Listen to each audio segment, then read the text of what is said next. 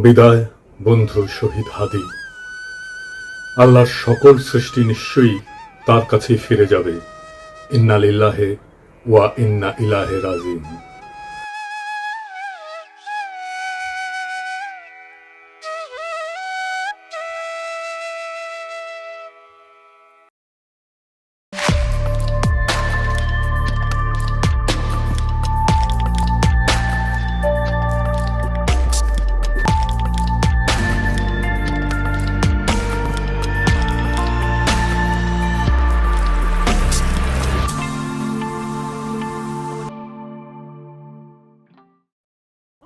ফ্যাসিবাদ বিরোধী সংগ্রামে আমাদের সহযোদ্ধা বীর শরীফ ওসমান হাদি আমাদের এই পৃথিবীর মায়া ছেড়ে চলে গেছে। সৃষ্টিকর্তা তার শহীদ মৃত্যু কবুল করে তাকে জান্নাতের উচ্চ মাকাম দান করুন। হাদির শহীদ হওয়ার খবরের পরে সারা বাংলাদেশ শোকে বিহ্বল এবং ক্রোধে বিক্ষুব্ধ হয়ে উঠছে। চারিদিকে নানা ঘটনা ঘটছে। প্রথম আলো ডেইলি স্টারে আগুন দিয়ে ভস্মীভূত করে দেওয়া হয়েছে। ছায়ানটে আক্রমণ করা হয়েছে। 32 নম্বর যেটুকু অবশিষ্ট ছিল সেইটুকু মোটামুটি জয় বাংলা করে দেওয়া হয়েছে। বাঙ্গু সুশীল প্রগতিশীলরা একসাথে ঝাঁপে পড়েছে আমার উপরে। আমি নাকি এসব করাইতেছি। একবার এরা কয় পিনাকির ডাকে কেউ আসে না, আবার এরাই কয় আমি মব করিচ্ছি। কি বিচিত্র এই বাঙ্গু সুশীলেরা। অথচ আপনারা জানেন গতকাল পরিস্থিতি শান্ত করার জন্য আমি কি না করেছি। এমনকি ডেইলি স্টারের সাংবাদিকদের যারা উদ্ধার করছে তাদের সাথে সার্বক্ষণিকভাবে যুক্ত থেকে কাজটা সুচারুরূপে যেন সম্পন্ন হয় সেটা আমি দেখছি। প্রিয় দেশবাসী, ডেইলি স্টার অফিসে ভেতরে অনেক সাংবাদিক আটকা পড়েছে। আপনারা মেহেরবানি করে সেনাবাহিনীকে আটকে পড়া সাংবাদিকদেরকে উদ্ধার করতে দিন। আপনাদের অনুরোধ করছি, মেহেরবানি করে দয়া করে আটকে পড়া সাংবাদিকদেরকে সেনাবাহিনীকে উদ্ধার করতে দিন। হাদির পবিত্র স্মৃতিকে কলঙ্কিত আমরা না করি। সবাইকে আমি শান্ত থাকার আহ্বান জানাচ্ছি। সেনাবাহিনীর যে দল এখানে তাদের উদ্ধার করতে গেছিল তারাই বার্তা পাঠায় জানাইছে তারা উদ্ধার করতে পারতেছে না, আমি যেন সাহায্য করি। যাই হোক, তবে যদি কেউ বলে যে প্রথম আলো ডেইলি স্টারের আর ছায়ানটের বিরুদ্ধে অবিরাম ফাইট দিয়ে গেছি, আমি তাদের জয় বাংলা করার ইচ্ছা পোষণ করেছি, এটা সত্য। এর জন্য যদি আমরা দায় দিতে চায় দিতে পারে, ফেয়ার এনাফ, আমিও দায় নিতে রাজি আছি। তবে সাথে উদিসি আর সিবিবি জয় বাংলা করতে চাইছি, এবার হয় নাই, হবে ইনশাল্লাহ। আমি প্রত্যেকটা ইনস্টিটিউটকে অসংখ্যবার তারা কি কি আকাম করতেছে সেটা দেখাই দিছি। বলছি সংশোধিত হইতে হয় নাই। আমি প্রথম আলোর সামনে জিয়াফত করেছি, দাবি ছিল প্রথম আলোর ডেইলি স্টারের সম্পাদকীয় নীতি পরিবর্তন করতে হবে, করে নাই। তাদের শয়তানি চালায় গেছে। কয়েকদিন আগে ডিসেন্ট দেখাইলো কিভাবে জামাত, বিএনপি, হেফাজত আর আওয়ামী লীগের কর্মসূচিতে সহিংসতার ভাষা প্রথম আলোতে আলাদা আলাদা, পুরা ভাষা আলাদা। এক একটা সংগঠনের জন্য এক এক রকম ভাষা। আওয়ামী লীগের জন্য সবচেয়ে সফট, কোনো পরিবর্তন নাই। জিয়াবতে আমাদের পিটায় তাড়ানো হইলেও সে কি উল্লাস ডেইলি স্টার আর প্রথম আলো সাংবাদিকদের। তো এটা বলে মানুষদের মনে থাকে, মনে না থাকলেও আমরা মনে করাই দেব। এখন প্রশ্ন, ছায়ানটে কেন হামলা? ছায়ানট কি গান শিখায়? না, গান না। তারাই বলে মুক্তিযুদ্ধের চেতনা বিনির্মাণ ছায়ানটের লক্ষ্য। এটা তো আওয়ামী বয়ান তৈরি সফট পাওয়ার। এটা তো জনগণ চিনে। হাসিনা পলায় গেছে, এরা তো আগে সেই কাজ করে যাচ্ছে। 2024-এ 5ই আগস্টের পর ফ্যাসিবাদের বিরুদ্ধে কোনো কাজ করেছে এরা? করা লাগলো নি, করে নাই। 2025-এ পয়লা বৈশাখে তারা বলে বাঙালি জাগবেই, সবাই মিলে সুন্দর দিন কাটানোর সময় ফিরবেই, মানে এখন নাই, সার্থক হবেই মানুষ, দেশ, এই পৃথিবীকে ভালোবেসে চলবার মন্ত্র। মানে সময়টা চলে গেছে, আবার আপাচট করে ফিরে আসবে। এখন সবাই মিলে সুন্দর করে দিন কাটাইতেছি না, এই কান্নাকাটি ওদের থাকবে। এই গান তো করতে আসে নাই, রাজনীতি করতে আসছে। মাইক খাবে না? আমাদের হাদিও একটা কালচারাল ফ্রন্ট করেছিল, ইনকিলাব মঞ্চ, ওরা তো মাইরাই ফেললো আওয়ামী লীগের লোক। তার পাল্টা তো আপনাদেরটা ভাঙচুর হইতেই পারে, মাইনা নেন।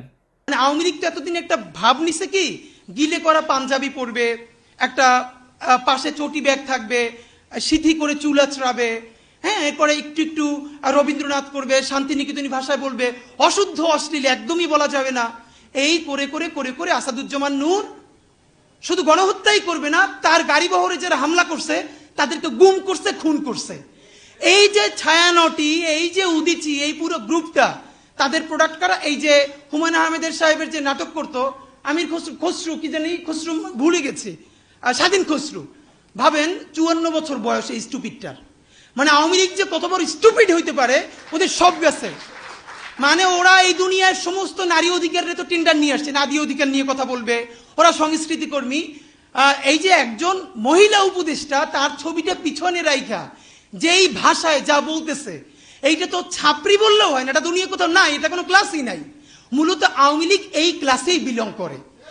তো আওয়ামী লীগ যে এই ক্লাসে বিলং করে, এইটা যাতে ধরা না পড়ে, এই জন্য তারা এইরকম গিলে করা পাঞ্জাবি, অনেক বুদ্ধিজীবী তাত্ত্বিক, এই যে তাদেরকে দিয়ে দিয়ে দিয়ে দিয়ে প্রচুর ভেগ কথাবার্তা বলাইতো। আপনি অর্ধেক বুঝবেন, অর্ধেক বুঝবেন না, আলো আধারি ভাষা, চর্যাপদের মতো, মানে বিরাট একটা তাত্ত্বিক ব্যাপার।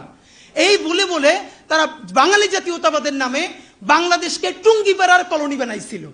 আমাদেরকে এখন যেটা করতে হবে, সেই কলকাতা এবং টুঙ্গিপাড়ার কলোনিয়ালিজম ভেঙে ঢাকার বাংলাদেশ গড়ে তুলতে হবে। আর বাংলা মানে আর এখন আর কলকাতা না, বাংলা মানেই বাংলাদেশ। এই স্বাধীন পরিচয়ের জন্য আমাদের দীর্ঘ প্রস্তুতি নিতে হবে, মনস্তাত্ত্বিক লড়াই, সাংস্কৃতিক লড়াইয়ের জন্য। আমি আশা করছি যে আপনারা সবাই যে যার পরিসরে, জুলাই শুধু বাঁচিয়ে রাখলে হবে না, জুলাইকে মাথা উঁচু করে বাঁচিয়ে রাখতে হবে, তাহলেই বাংলাদেশের স্বাধীনতা, সার্বভৌমত্ব বাঁচবে, বাংলাদেশ বাঁচবে। তাহাদিরা আসলে মারছে কে? হাদির হত্যাকাণ্ডের পিছনে ডিজিএফআই আছে, এটা আমার শক্ত অনুমান। প্রত্যেকটা জায়গায় ডিজিএফআই এর সিগনেচার বর্তমান। কেন কইছি? কারণ ওয়াকারের পথ বালক আর ডিজিএফআই হাদির ঘটনা নিয়ে একদম প্রথম থেকে উদ্দেশ্যমূলকভাবে মিথ্যাচার করতেছে। কিভাবে? একদম দেখাই দিই চোখে আঙুল দিয়া। ঘটনা ঘটে শুক্রবার 12 ডিসেম্বর দুপুরের দিকে। ঘটনা ঘটার সাথে সাথে এই ওয়াকারের পথ বালক আসল অপরাধীকে আড়াল করার জন্য কইল কি ভারত থেকে আসছে নাকি 80 জন শুটার বানোয়াট গল্প প্রচার করলো। কিন্তু ডিসেন্টের অনুসন্ধানে আসল অপরাধী বের হয়ে আসলো, আদাবরের লীগের সন্ত্রাসী যে জেলে ছিল, তারা জামিন করাইছে বিএনপির নেতা। তারপরে কি হলো? ঘটনার ঠিক পরের দিন সে অপরাধীর অবস্থান সম্পর্কে ভুয়া ডাহা মিথ্যা তথ্য ছড়ায় যে অপরাধীরা 12 ডিসেম্বর শুক্রবার সন্ধ্যায় ভারতের গুয়াহাটি পৌঁছে গেছে। অথচ আবার সে নাকি এটা আবার হোয়াটসঅ্যাপে ইন্টারসেপ্ট করে পাইছে। চিন্তা করেন। অথচ অপরাধ ঘটে দুপুরের দিকে। দুপুরের দিকে ঢাকা থেকে রওনা দিয়ে সন্ধ্যায় আসামের গুয়াহাটি পৌঁছানো সড়ক পথে অসম্ভব একটা ঘটনা। এছাড়া ঘাতক ফয়সালের বাবা মা আদালতে তাদের স্বীকারোক্তিতে বলছে ঘাতক সেই শুক্রবার রাতে ঢাকার আগারগাঁওয়ে তার বোনের বাসায় ছিল। অর্থাৎ ঘাতকেরা যখন ঢাকায় তাদের বোনের বাসায়, সেই সময় ওয়াকারের পথ বালক গুজব রটাইতেছে যে তারা ভারতে চলে গেছে। চিন্তা করেন, তাদের সন্ধান করে লাভ নাই। মানে বুঝিছেন? যুগান্তরে তার বাবা মা প্রকাশিত বক্তব্য অনুযায়ী সেই রাতে ঘাতকের বোনের বাসায় তারা দেখা করে ফয়সালের সাথে। সেখানে আসামি শুটার ফয়সাল তার অবস্থান নিরাপদ মনে না হয় আগারগাঁও থেকে মিরপুরে যায়। পরে শাহজাহানপুরে আসামি মোহাম্মদ হুমায়ুন কবিরের ভাতিজা আরিফের বাসায় যায়। শুটার ফয়সালের ব্যাগ নিয়ে তার বাবা হুমায়ুন কবির একটা সিএনজি ভাড়া করে দেয় এবং সঙ্গে কিছু টাকাও দেয়। পরবর্তীতে আসামিরা তার ছোট ছেলে হাসান মাহমুদ বাবলু ওরফে রাজের কেরানীগঞ্জের বাসায় আসে এবং তারা জুরাইন থেকে 2টা মোবাইল সিম কিনে ব্যবহার করে। বাবা আমার বক্তব্য যেটা পত্রিকায় প্রকাশ হয়েছে, আমি ব্যানে করছি না, সেটা অনুযায়ী ঘাতক যে এখন ভারতে আছে এমন কোনো তথ্য নাই। ওয়াকারের পথ বালক প্রথম থেকে অপরাধীদের খোঁজাকে ভুল পথে নিয়ে যাওয়ার চেষ্টা করেছে না এবং নিরুৎসাহিত করেছে না যে চলেই গেছে, তো এখন আর খুঁজে লাভ কি? ওয়াকারের পথ বালক অপরাধীদের একটা ভুয়া সেলফি শেয়ার করে বলে গোয়েন্দারা নাকি তার ফোন ইন্টারসেপ্ট করে পাইছে। এইরকম আজগুবি দাবিকে কম্পিউটার ইঞ্জিনিয়ার হাস্যকর বলে ব্যাখ্যা করছে এবং কেন এটা মিথ্যা দাবি এবং অসম্ভব ঘটনা সেটাও ব্যাখ্যা করছে। তবে সফটওয়্যার ইঞ্জিনিয়ার তানভীর আহমেদ আরজেল সাইরের দাবি মিথ্যা উল্লেখ করে তাকে চ্যালেঞ্জ করেছেন।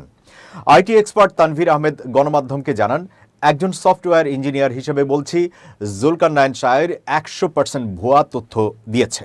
সে দাবি করছে অপরাধীরা অন্যের মোবাইলে সেলফি পাঠাইছে আর সেটা গোয়েন্দা সংস্থা ইন্টারসেপ্ট করে এই ছবি পাইছে।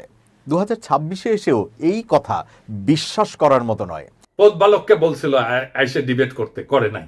এই 3টা ঘটনা থেকে এটাই প্রমাণিত হয় যে ওয়াকারের পথ বালক আর ডিজিএফআই প্রথম থেকে হাদির ঘটনা নিয়ে আসল অপরাধীকে আড়াল এবং রক্ষা করার জন্য একের পর এক মিস ইনফরমেশন আর স্মোক স্ক্রিন ছড়ায় গেছে।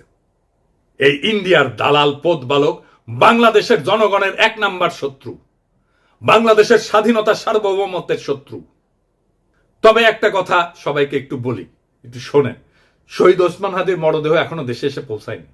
স্বাভাবিকভাবে আমাদের প্রত্যেকের হৃদয় ভারাক্রান্ত, আবেগে বিক্ষুব্ধ।